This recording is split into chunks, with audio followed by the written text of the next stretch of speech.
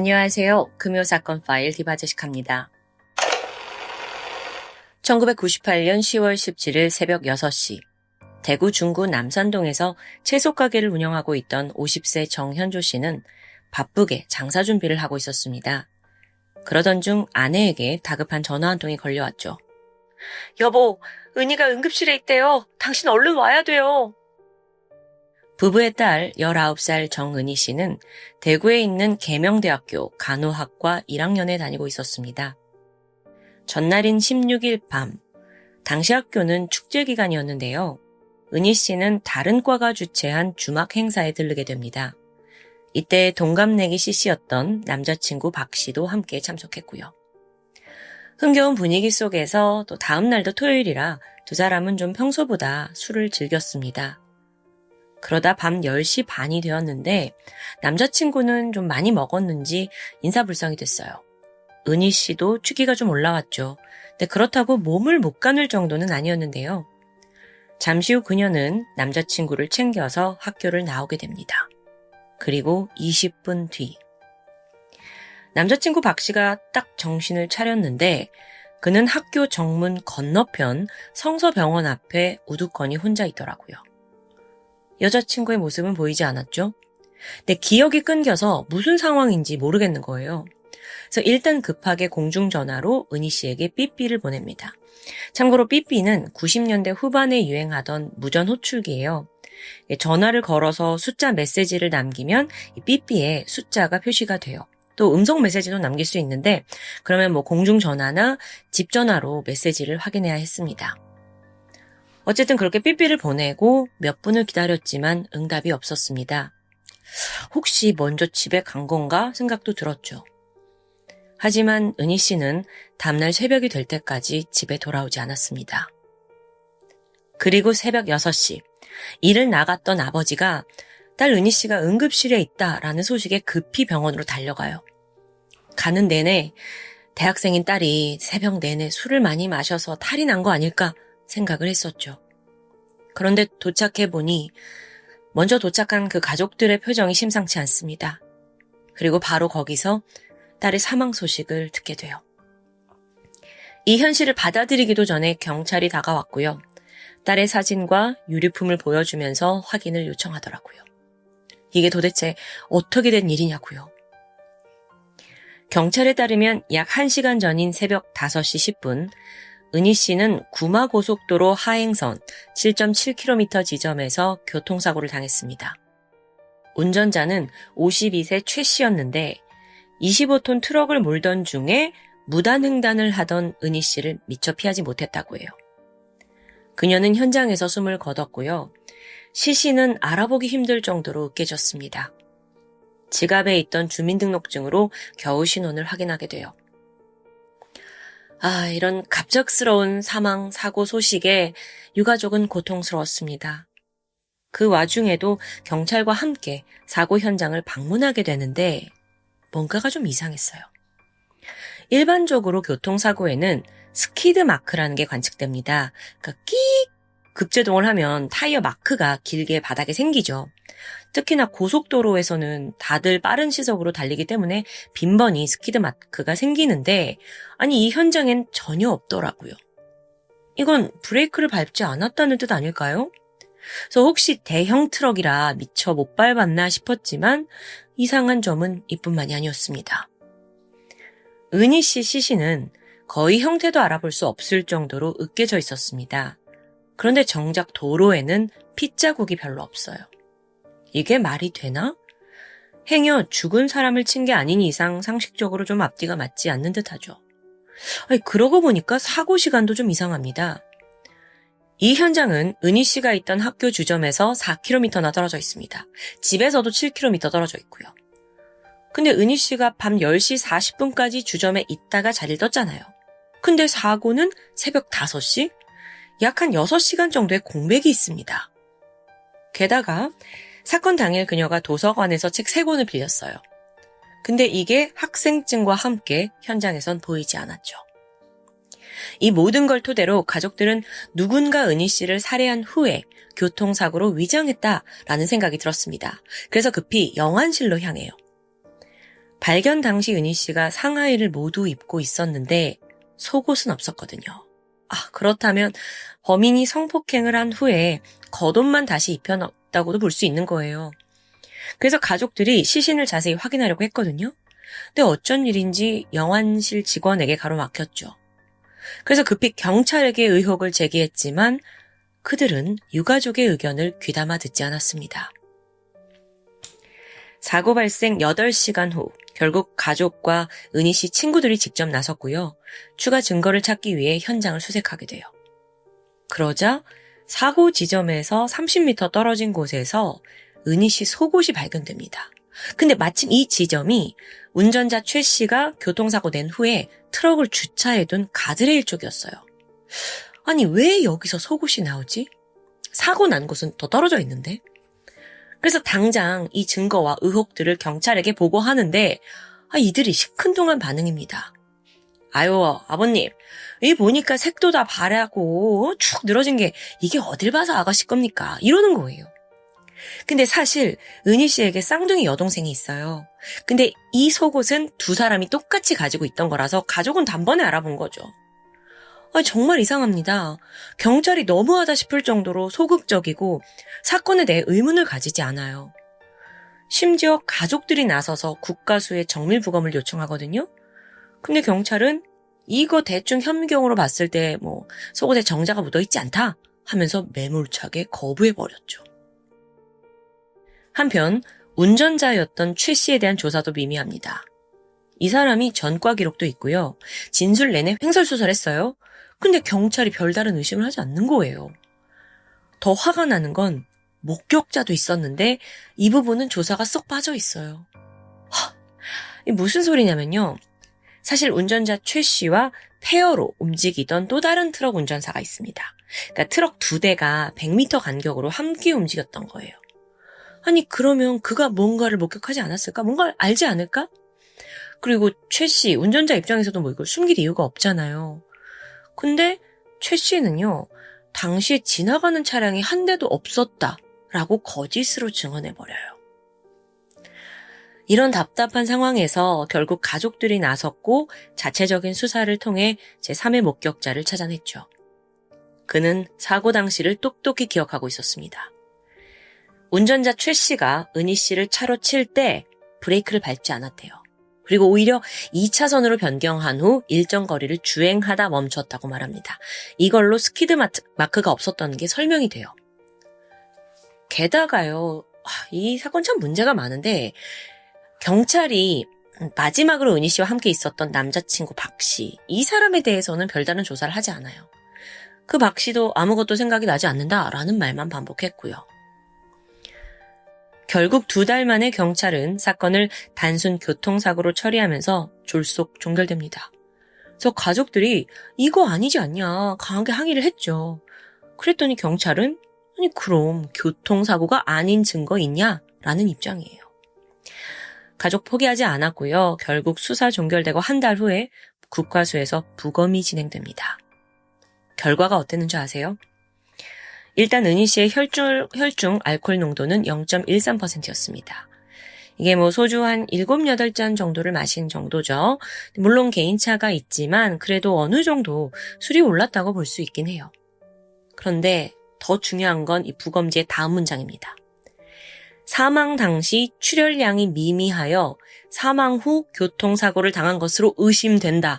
이 대목이 딱 나온 거예요. 아니, 게다가 성폭행 정황까지 확인돼요.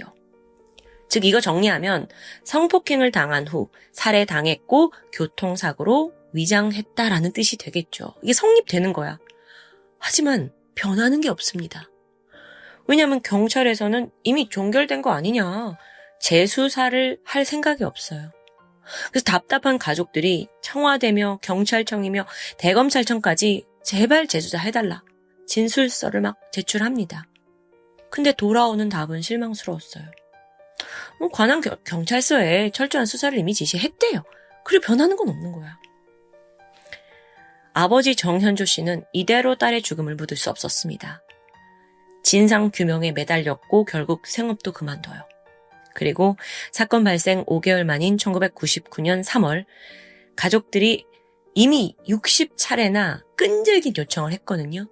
결국 그 끝에 국가수에서 은희 씨의 속옷을 감식하게 됩니다. 아니, 이게 이렇게 어려울 일이야?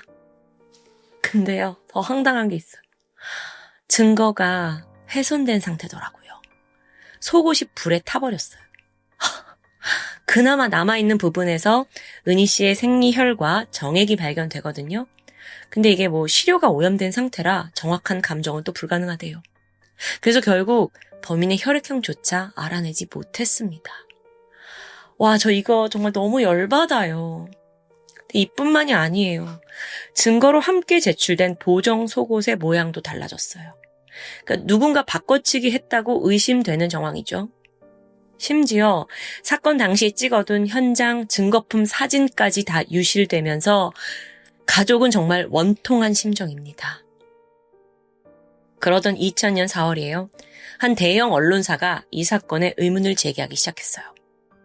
그제서야 경찰이 2개월 뒤인 6월에 재감식을 진행하겠다 했죠. 그리고 남성의 정액에서 DNA를 확보합니다. 와, 여기까지 오는데도 왜 이게 이렇게 오래 걸릴 일이냐고요. 자, 정액을 확보해서 대조를 했는데 운전자 최 씨, 남자친구 박 씨와는 일치하지 않아요. 즉, 제3자가 있다는 뜻이죠. 새로운 발견이었어요. 그런데 또 수사는 여기에서 끝납니다. 그 3자가 누군지 진실을 파헤치려는 노력을 경찰은 보이지 않아요. 유가족 외엔 아무도 관심이 없는 거예요. 여러분, 그렇게 아무런 진전 없이 15년이라는 야속한 세월이 흘러버립니다. 물론 그동안 가족들은 여러 방법으로 진실 밝히려고 노력했죠. 매번 실패했어요. 하물며 경찰을 직무유기로 고소했지만 기각되었고요.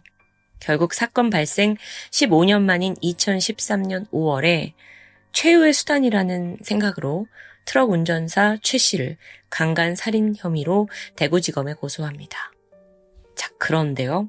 불과 5일 뒤 믿기 힘든 소식이 전해졌어요. 범인을 찾았대요.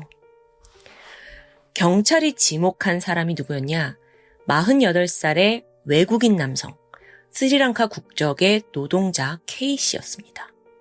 자, K. 그는 지난 2011년 청소년에게 성매매를 권유한 혐의로 검거가 됐고요. 100만 원 벌금 냈어요. 근데 그때로부터 한 해 전인 2010년부터 이제 법이 새롭게 제정이 되면서 범죄자들의 DNA를 채취하게 되거든요. 근데 그때 이제 받아둔 거예요. 이후 2013년도에도 술집 종업원을 성추행했다는 신고 들어왔는데 그나마 합의를 해서 처벌을 면했다고 해요. 그러니까 행실이 아주 불량한 사람이죠. 은희 씨 사건이 발생한 1998년 당시 K는 33살이었습니다. 그리고 마침 대구 성서산업단지에서 산업연수생 신분으로 일하고 있었어요. 사건 당일인 10월 16일 밤 그는 외국인 동료 2명과 함께 자전거를 타고 퇴근을 하던 중이었습니다. 계명대학교 근처를 지나고 있다가 혼자 있는 은희 씨를 발견하게 되죠. 술에 취한 그녀를 보자 이 세 사람이 끔찍한 계획을 모의하기 시작합니다. 일단 그녀를 제압하려고 폭행했고 이후 자전거에 태워서 구마고속도로에 위치한 굴다리로 끌고 갔어요. 그 시간이 한 40분 정도가 걸렸는데 도착해보니 여기가 이제 지상 활주로 밑에 가로등도 없고 옆에는 다 논밭만 있는 아주 인적이 드문 곳입니다. 여기다 싶었는지 이들은 은희 씨의 손을 결박했고 이후 한 사람씩 돌아가며 성폭행을 저질렀습니다. 그게 무려 4시간이나 이어졌어요. 그러다 새벽 5시 만신창이가 된 은희 씨가 가까스로 범인들에게서 도망칩니다. 그대로 고속도로로 뛰어든 거예요. 남성들이 뒤쫓았지만 순간 끼익! 급제동하는 소리가 들렸습니다. 그래서 이들은 저 사람이 차에 치여서 죽었겠구나 생각을 했고 바로 도주했대요. 그리고 다음 날부터 이들은 그냥 태연히 하루를 시작했어요. 그러다가 좀 입이 근질근질했는지 동료들한테 내가 한국인 여대생을 성폭행했다 이렇게 무용담처럼 떠들었다고 합니다. 근데 여기서 K라는 사람이 자기가 성관계를 한 여성들의 사진을 트로피처럼 모아두는 편이었다고 해요. 자기가 막 무용담을 늘어놓는데 그 동료가 그걸 믿지 않으니까 은희 씨 사진을 들이밀었습니다. 이게 현장에서 사라진 학생증으로 추정이 돼요. 이후에 K를 제외한 공범들은 2003년, 2005년에 불법 체류자로 적발돼서 다 스리랑카로 추방됐어요.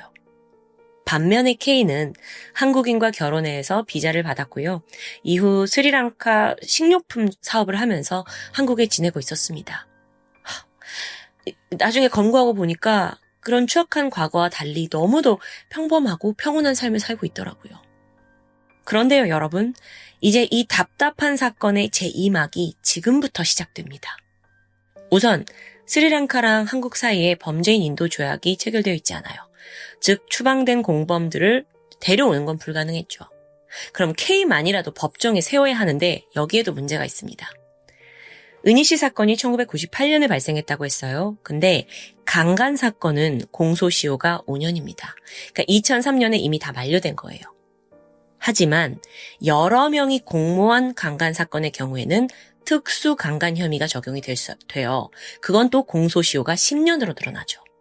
그래서 이걸로 잡아들일 수 있다 싶었는데 이마저도 2008년에 모두 만료되었습니다. 검찰이 머리를 싸매고 고민을 해요. 그러다가 결국 공소시효가 15년인 특수 강도 강간을 적용합니다. 자, 이건 강도와 성폭행이 결합된 형태예요. 그리고 또 공범도 존재해야 하고요.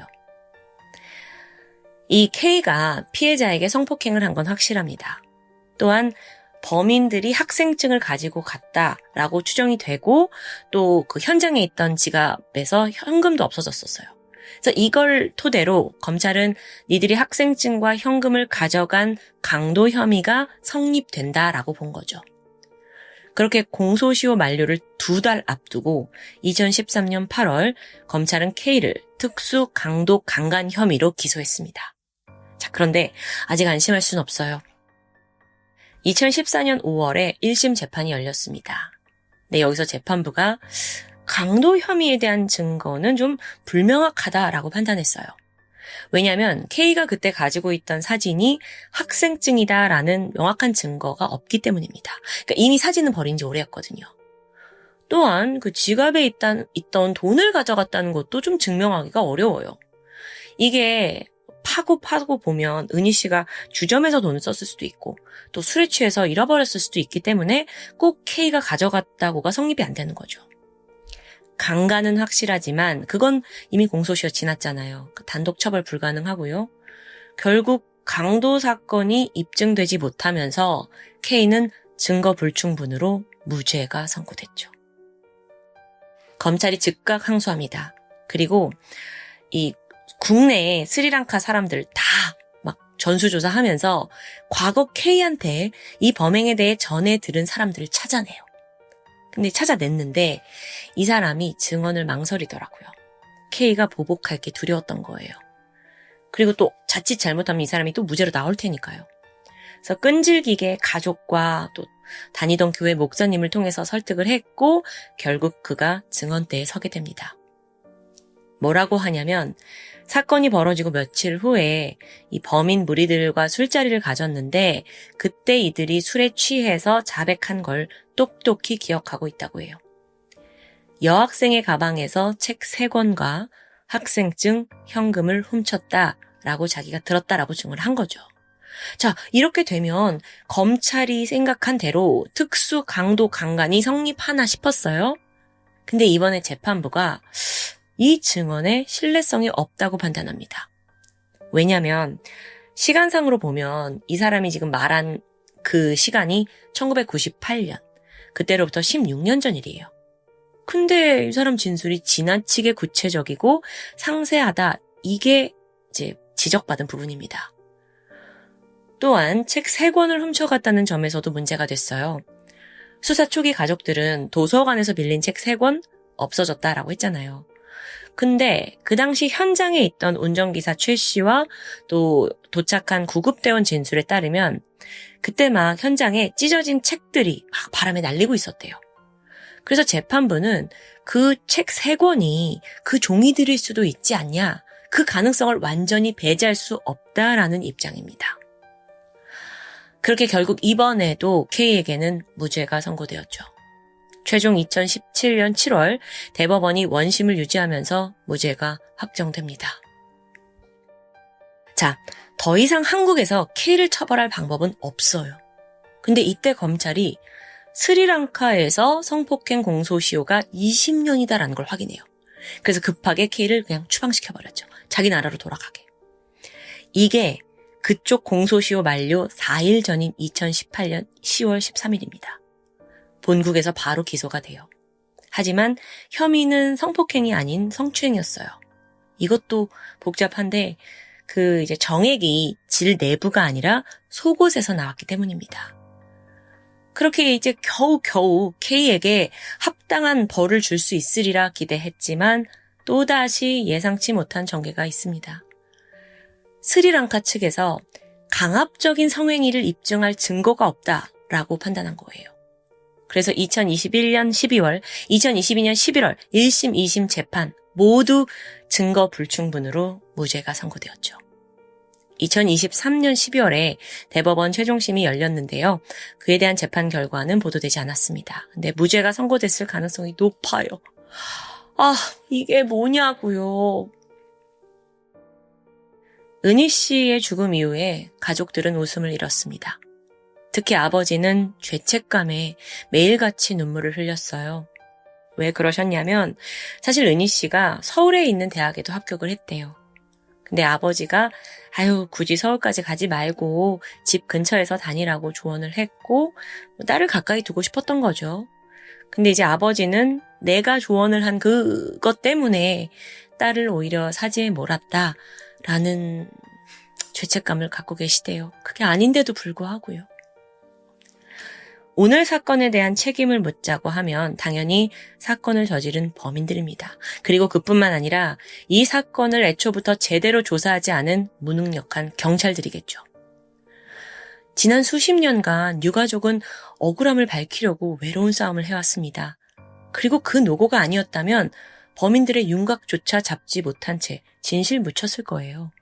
아니 그 정액에 이제 DNA 일치하는 걸로 범인 찾았는데 사실 그 속옷 검사도 가족들이 계속 요청해서 한 거 아니에요. 지난 2021년 9월 서울고법은 유족들에게 7,500만 원의 위자료 지급 판결을 내렸습니다. 하지만 사건을 수사했던 경찰들은 이미 은퇴한 후고요. 유족들에게 진정한 사과를 하는 사람은 이제 없습니다. 그런데 여러분 혹시 눈치채셨나요? 어떤 분들은 그냥 제가 말해주는 대로 받아들이셨을 수도 있지만 사실 범인이 나왔는데도 불구하고 이 사건 어딘가 앞뒤가 맞지 않는 부분 상당히 있습니다. 그거 좀 하나하나 되짚어 볼게요. 자, 부검 결과 사망 후에 교통사고를 당한 것으로 추정됐습니다. 근데 범인들과 운전자 최 씨가 말하기를 고속도로로 은희 씨가 뛰어 들어갔다. 그걸 차로 쳤다. 라고 얘기했어요. 근데 이게 부검 결과랑 맞지가 않는 거예요. 게다가 범인들은 사건 당일 자전거에 은희 씨를 태워서 40분간 이동했다고 진술했어요. 근데 그 동선을 보면 사방이 튀어 있습니다. 근데 이상하게도 목격자가 한 명도 없어요. 심지어 비명 소리를 들은 사람도 없었죠. 또한 이 사건의 범인은 3명입니다. 그런데 속옷에서 발견된 남성의 DNA는 하나뿐이에요. 돌아가며 성폭행을 저질렀다는 진술과 달리 증거가 맞지 않죠. 물론 이 부분도 이제 앞서 속옷이 일부 훼손됐으니까 그럴 수는 있어요. 근데 그 외에도 그건 그럼 왜 훼손이 된 거죠? 그리고 보정 속옷은 왜 다른 걸로 바뀌어져 있는 거죠? 이 의혹이 너무 많아요. 마지막으로 범인 K는 끼익 하는 급제동 소리를 듣고 은희 씨가 사고로 죽었다고 생각했다고 말했습니다. 근데 현장에 스키드 마크는 없어요. 게다가 목격자, 앞서 진술에서도 급제동이 나오지도 않았고요. 답답하죠. 워낙 경찰이 이 사건에 적극적인 태도를 보이지 않아서였는지 저는 아주 조심스럽게 정말 경찰이 지목한 그 사람 범인 맞아? 라는 의심까지 들게 됩니다. 어쩌면 진범이 따로 있는 거 아닐까요? 그렇기 때문에 계속되는 재판에서도 뭔가 앞뒤가 맞지 않으니까 증거 불충분으로 나오게 된 거 아닐까요? 진실은 무엇일까요? 너무도 의혹이 많은 사건이었습니다. 그걸 잠시 제쳐두고 정은희 씨, 고인의 명복을 빌겠습니다. 그리고 지난 세월 고통을 참으면서 애써오신 유가족을 진심으로 위로하고 응원하고 싶습니다. 지금까지 금요사건 파일 디바제시카였습니다. 안녕하세요. 금요사건 파일 디바제시카입니다. 2006년 5월 13일 토요일, 평화로워 보였던 경상남도 양산시의 작은 마을 소주동에서 충격적인 실종 사건이 벌어집니다. 심지어 사라진 사람은 한 명이 아니었죠.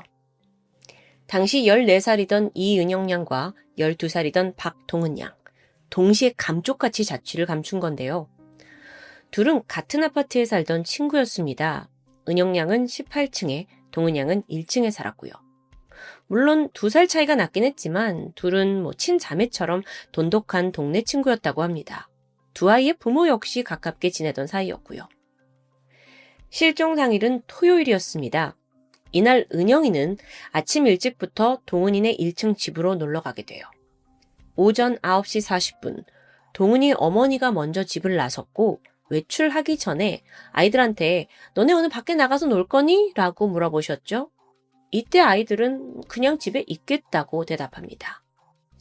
근데 이날 집에는 이 두 사람 외에도 동은이의 언니까지 총 3명이 있었어요. 1시간 후인 오전 11시, 언니가 학원을 가기 위해 집을 나섰습니다. 그리고 이때 또 한 번 너네 밖에 나가서 놀 거야? 라고 물었지만 아니라는 같은 대답을 듣게 되죠. 그러던 오후 1시 20분, 아까로부터 약 2시간 반이 지난 시점에 아이들이 뜻밖의 장소에서 목격됩니다. 집에서 약 2km 떨어진 어떤 상가를 걷고 있는 게 마을 주민으로부터 목격된 거죠. 이후에 아이들은 11번 마을버스에 올라탔고요. 10분 뒤인 1시 30분엔 소주 대동아파트 정류장에서 하차합니다. 자, 여기가 버스의 종점이기도 하지만 또 아이들이 살고 있는 아파트의 정류소이기도 해요. 안타깝게도 당시 마을버스에는 CCTV가 없습니다. 하지만 기사님은 당시 두 아이가 버스에 탔던 걸 분명히 기억하고 계셨죠. 자, 잠시 후인 오후 2시, 은영 양과 동은 양은 다시 집 앞 버스 정류장에서 목격됩니다. 그러니까 아이들이 차에서 내린 후에 바로 집에 간 게 아니라 주변을 돌아다닌 것 같아요. 그리고 그로부터 20분 후, 이번에는 아파트 단지에 있는 슈퍼마켓 쪽으로 두 아이가 걸어가는 게 주민에 의해서 목격되었죠. 그리고 이게 마지막 모습입니다. 두 사람 모두 그날 집에 돌아오지 않았어요. 집에서 아이를 기다리고 있던 은영 양의 아버지 이태영 씨는 새벽 1시 반쯤 급하게 파출소를 찾아서 아이들의 실종 신고를 하려고 했습니다. 하지만 돌아온 대답은 좀 더 기다려 보시죠. 이후에 시간이 더 흘러서 날이 밝았고요. 오전 11시가 돼서 부모가 또다시 파출소에 찾아갔지만 담당 직원은 신고하시려면 주민등록 등본과 아이들 사진이 필요합니다. 라면서 부모를 돌려보내게 돼요. 결국 사건은 또다시 하루가 지난 15일 월요일이 되어서야 양산경찰서에 보고되었습니다. 근데 그렇다고 해서 즉각 수사가 이뤄진 것도 아니었고요. 실종 47시간 만인 15일 낮 12시 양산경찰서에서 합동심의가 열렸습니다.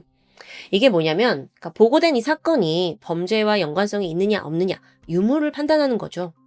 이때 범죄와 연관됐다라고 보면 행방불명으로 보고 바로 수사에 나섭니다.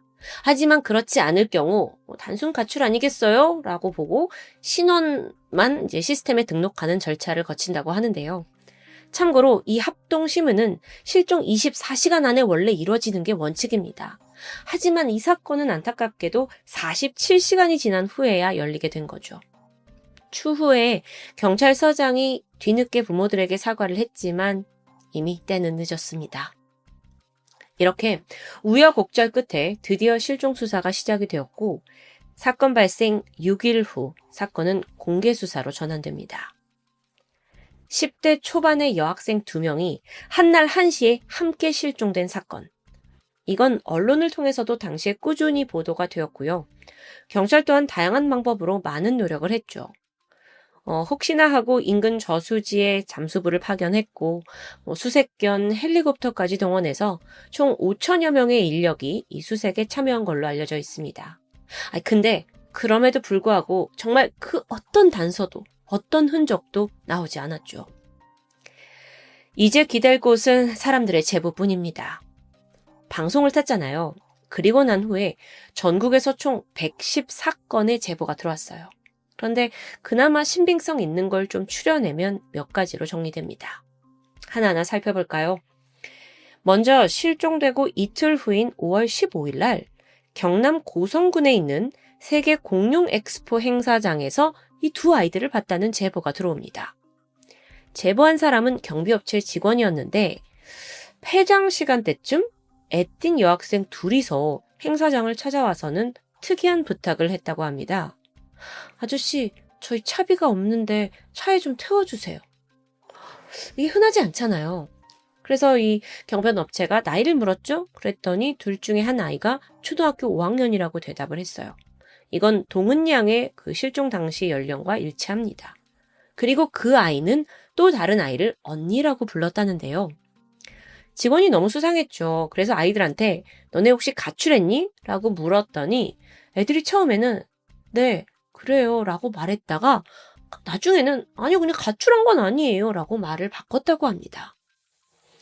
남자는 아이들을 태워줬어요. 그리고 고성 터미널에 내려줬고 현금 3만 원을 건넸습니다.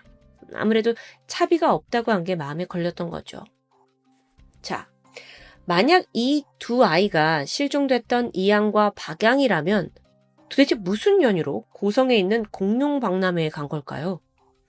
아이들이 살던 양산에서 고성까지는 대중교통으로 3시간이 넘게 걸리는 먼 곳입니다. 차도 여러 번 갈아타야 하고요. 두 아이가 평소에 공룡에 그렇게 관심이 있던 것도 아니었는데요. 또 다른 제보가 있습니다. 근데 이건 완전히 다른 지역이에요. 부산 사상역 인근에 있는 번화가에서 앵벌이를 하는 무리가 있는데 그 중에 실종 아이들과 비슷한 모습을 봤다는 제보였습니다. 제보를 한 여성은 당시 횡단보도에 서 있었는데 불현듯 하얀색 모금함을 든 여자아이들이 접근했습니다. 그러면서 저희가 종교단체에서 나왔는데요. 좋은 일에 쓸 돈이 필요해요. 그러면서 돈을 요구해요. 근데 딱 봤는데 이 얼굴이 얼마 전 실종 포스터에서 본 것과 매우 닮아 있는 것 같습니다.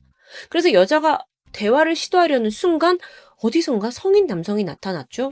그리고는 안 도와줄 거면 상관 마세요. 애들을 바로 데려갔다는데요. 이 제보는 과거 그 아래에서도 심도 있게 다루어졌습니다. 제작진은 부산 사상역에서 앵벌이를 하던 조직 관련자들을 만나게 되는데 그때 뭐라고 하냐면 우리는 아이들을 데리고 앵벌이를 하지 않는다. 장애인만 관리한다. 라면서 아예 연관성을 부인하는 겁니다. 물론 이 진술이 얼마나 신빙성이 있는지는 알 수 없죠. 또 다른 전직 앵벌이 관리대원 역시 이 아이들에 대해선 잘 기억하지 못했는데요. 근데 그는 어쩌면 유흥업소로 팔려갔을 수도 있다라는 가능성을 제시했을 뿐이죠. 제보는 계속됐습니다. 실종 2개월이 지난 2006년 7월 4일, 이번엔 경기도 성남에서 두 아이들을 목격했다는 제보가 나와요. 장소를 보니까 한 식당인데 은영양과 동은양을 닮은 여자아이 2명이 어떤 성인 여성과 함께 밥을 먹고 있었다는 겁니다. 당시 목격자는 아이들 얼굴을 좀 보고 뭔가 수상했고 식당 사장에게 가서 혹시 저 사람들 여기 자주 와요? 라고 물었는데요. 사장이 그렇다고 답했죠. 근데 목격자가 그래도 영 찜찜해서 그들에게 말을 걸려고 했지만 이미 그들이 떠난 후였다고 합니다. 뒤늦게 쫓아갔지만 행방을 할 수 없었고요. 이렇게 전국 각지에서 제보들이 쏟아집니다. 그때마다 경찰은 물론이고 부모들도 아이들을 목격했다는 그 현장으로 달려갔지만 이렇다 할 소득은 없었고요. 그런데요, 여러분. 이런 제보들과는 별개로 사실 경찰이 오랫동안 주시하던 한 인물이 있습니다. 여기에는 좀 더 배경 설명이 필요한데요. 사실 이 경남 지역에서는 사건 3년 전인 2003년부터 미성년자 여학생들을 대상으로 성범죄가 꾸준히 발생하고 있었어요. 그걸 추적해보니까 모두 한 사람의 소행이라는 게 밝혀지는데 이 남자가 오토바이를 타고 다니면서 양산과 울산 지역에서 주로 범죄를 저질렀죠. 심지어 실종 여학생들이 살던 그 소주동에서도 2번이나 납치 미수 사건이 벌어졌습니다. 이렇다 보니 경찰은 그 남자가 이번 실종 사건과 관련이 있을 거라고 생각했고 집요하게 추적하던 차였죠. 근데 그 시간이 꽤 오래 걸렸습니다. 5년이 지나고 2011년, 경찰은 마침내 성범죄자 현동주를 검거하는 데 성공합니다. 그가 지금껏 저지른 성범죄 횟수를 좀 보면 밝혀진 것만 울산에서 16번, 양산에서 7번, 경주에서 1건, 무려 24건입니다. 심지어 이 중에는 2명의 여학생들을 동시에 유기한 경우도 무려 4건이나 있었고요. 자, 왜 유력한 용의자로 봤는지 이해되시죠? 그런데 이유는 또 다른 게 있습니다. 범행 시기를 좀 볼게요. 2003년 1월부터 2010년 9월까지 무려 8년간 꾸준히 범행을 저질러 왔어요. 그런데 여기서 유독 공백기가 눈에 띕니다. 첫 범행을 저지른 건 2003년 1월, 그리고 2번째 범행을 저지른 건 그로부터 4년 3개월이 지난 2007년 4월. 그 이후로는 한 달에 한두 번꼴로 계속해서 미성년자 성범죄를 저지른 거예요. 자, 그렇다면 이 잠복기가 뭘 의미할까요? 하필 또 그 사이에 2006년 5월 이양과 박양이 실종됐습니다. 이걸 토대로 경찰은 현 씨가 범행을 저질렀을 가능성이 높다고 생각을 했고 추궁을 했죠. 거짓말 탐지기도 시도했는데 이때 진실 반응도 나왔고요. 그래서 범인인가 싶었지만 당사자는 완강히 부인합니다. 실질적으로 경찰도 추가적인 직접 증거를 찾아내는 데는 실패했고요. 결국 경찰은 혐의를 입증하지 못하게 되는데요. 오늘의 실종 사건과는 별개로 그는 앞서 그 미성년 성범죄 혐의로 징역 20년형을 선고받고 현재 수감 중입니다. 그런데 여러분, 여기서 완전히 새로운 제보가 등장합니다. 최근이에요. 지난 2019년이죠. SBS 그것이 알고 싶다를 통해서 새로운 목격자가 나온 겁니다. 그 시간은 실종 당일이었던 2006년 5월 13일. 그날 오후 2시쯤이었는데 한 여성이 버스를 놓치고 나서 혼자 양산에 있는 서창 대동 아파트 상가 앞에 있는 버스 정류장에 서 있었다고 합니다. 다음 버스를 기다리고 있었죠? 그런데 마침 이때 어려 보이는 그 여학생 2명이 정류장 쪽으로 오는 거예요. 그러면서 대화를 나눕니다. 버스를 놓쳤는데 어떡하지? 하는 식의 이야기였죠. 근데 중요한 건 지금부터입니다. 바로 이때 짙은 녹색의 기아 카니발 승합차가 아이들 앞에 서게 돼요. 그리고 운전석에서 건장한 체격의 남성이 창 밖으로 팔을 내밀더니 말하죠. 얘들아, 차 놓쳤어? 태워줄게. 타면 안 되잖아요. 그래서 이 낯선 상황에 아이들도 계속 거절을 했지만 남자가 괜찮아 하면서 계속 타라고 권유했고 결국 아이들이 승합차에 올라탔다는데요. 해당 차는 창문이 짙게 썬팅이 되어 있었습니다. 그리고 또 특이한 점이 있는데 차 안에 검정색 양복이 빼곡하게 걸려 있었다는 점이었어요. 아니 근데요 여러분, 이게 실종 시간과도 맞물리고 너무도 중요한 제보 같은데 이게 왜 2019년에서야 밝혀진 걸까요? 그것도 방송을 통해서요. 사실 그날 이후에 이 여성 목격자는 동네에서 실종 사건이 있다라는 소식을 들었습니다. 그래서 바로 자기가 본 걸 경찰에 제보했어요. 근데 기가 차게도 그녀의 제보가 조사에서 누락된 겁니다. 이 중요한 게 누락되었다고요. 만약 그녀가 본 게 정말 실종된 은영양과 동은양이 맞다면 이건 너무도 결정적인 실수입니다. 자, 감정을 다스리고 다시 사건을 분석해보면 문제의 카니발 운전자, 그리고 앞서 언급했던 성범죄자 현동주가 동일 인물인 가능성이 얼마나 될까? 사실 현동주의 범행 특징 중에 하나는 오토바이를 이용했다는 점이에요. 그래서 관련을 짓기가 어려워 보이죠. 제보는 여기까지였고요. 사건은 여전히 미제로 남아 있습니다. 해당 사건은 2019년에 경남경찰청 미제사건팀으로 이관이 되었고 이들이 다시 처음부터 심도 있게 수사하고 있다고 하는데요. 그 와중에 카니발 목격하신 분을 찾아서 최면 수사도 진행했고 또 차량 번호의 일부를 기억해냈다는 반가운 소식도 전해졌지만 그 후의 진전은 더 이상 알려지지 않았습니다. 이제 실종으로부터 17년이란 시간이 흘렀습니다. 부모들은 현상금 500만 원을 내걸고 여전히 아이들을 애타게 찾고 있어요. 은영양의 아버지는 원래 식당을 운영하셨는데 딸을 잃고는 생업도 포기한 채 전국적으로 딸을 찾아 헤맸습니다. 동은양의 아버지 또한 트럭을 운전하셨는데 플랜카드를 만들어서 본인 차는 물론이고 동료의 차에도 부착하면서 애타게 딸을 기다리고 있죠. 두 부모님은 제보가 들어오면 언제든 어디든 바로 달려가셨습니다. 딸을 찾기 위해서 유흥업소, 종교단체, 심지어 정신병원까지 안 가본 곳이 없다고 해요. 이들은 혹여 아이가 돌아올지 모르니 이런 희망으로 여전히 이사하지 않은 채 양산의 그 아파트에 살고 계십니다. 부모들은 최근 인터뷰를 통해서 이런 말을 남기셨어요.